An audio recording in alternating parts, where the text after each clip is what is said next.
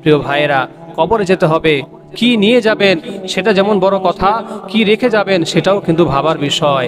অনেক পিতামাতা অনেক আমল করেছে, কিন্তু সন্তানদেরকে সঠিক গাইডলাইন না দেওয়ার কারণে, ইসলামের পথে রেখে না যাওয়ার কারণে, ইসলামের জন্য কোরআনের জন্য শাসন না করার কারণে, কোরআন হাদিস তাদের ভিতরে না দিয়ে যাওয়ার কারণে অনেক পিতামাতার কবরে আযাব হবে।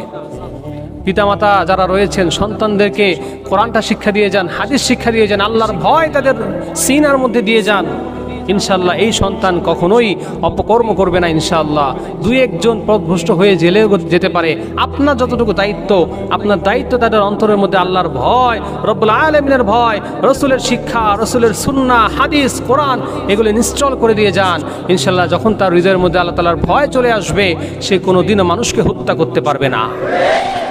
সেই কোনোদিনও বড় ডাক্তার হওয়ার পরে ডাক্তারের চেম্বারে টেস্টের নামে মানুষের টাকাগুলোকে জবাই করবে না। সে কোনোদিন অযথা মানুষকে হয়রানি করবে না। সে যখন প্রশাসনের দায়িত্ব পাবে, সে যখন পুলিশ হবে, র্যাব হবে, ঘুষের জন্য মানুষকে হয়রানি করবে না। ভালো মানুষের পকেটের মধ্যে গাঁজা ইয়াবা ঢুকিয়ে দিয়ে তাদেরকে আসামি সাজাবে না। সে যখন সাংবাদিক হবে, সে যখন জার্নালিস্ট হবে, টাকার জন্য, হারাম উপার্জনের জন্য ভালো মানুষের নামে মিথ্যা মামলা দিবে না, ভালো মানুষের নামে মিথ্যা সংবাদ ছাপাবে না। সে যখন শিক্ষক হবে, পবিত্র শিক্ষক হবে, ভালো শিক্ষক হবে, চরিত্রবান শিক্ষক হবে, এমন শিক্ষক হবে না যে ক্লাসে ঢুকে হিজাব পরা মেয়েদেরকে বের করে দেয়। এমন প্রিন্সিপাল হবে না হিজাব পরে আসার কারণে শিক্ষিকাদেরকে চাকরি থেকে না করে দেয়।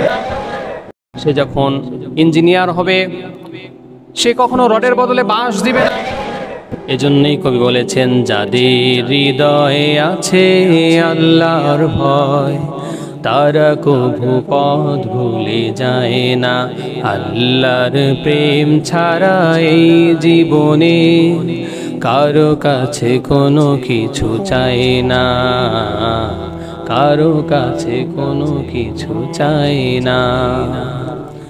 রাতের আধারে যারা সেজদাতে রয়, দু চোখের অশ্রুতে নদী যেন বয়। রাতের আধারে যারা সেজদাতে রয়, দু চোখের অশ্রুতে নদী যেন বয়। ছলনার হাতছানি যতই আসুক, ছলনার হাতছানি যতই আসুক, কখনো ফিরেও তাকায় না। যাদের হৃদয়ে আছে আল্লাহর ভয়, তারা কভু পথ ভুলে যায় না। আল্লাহর প্রেম ছাড়া এই জীবনে কারো কাছে কোনো কিছু চায় না, কারো কাছে কোনো কিছু চায় না।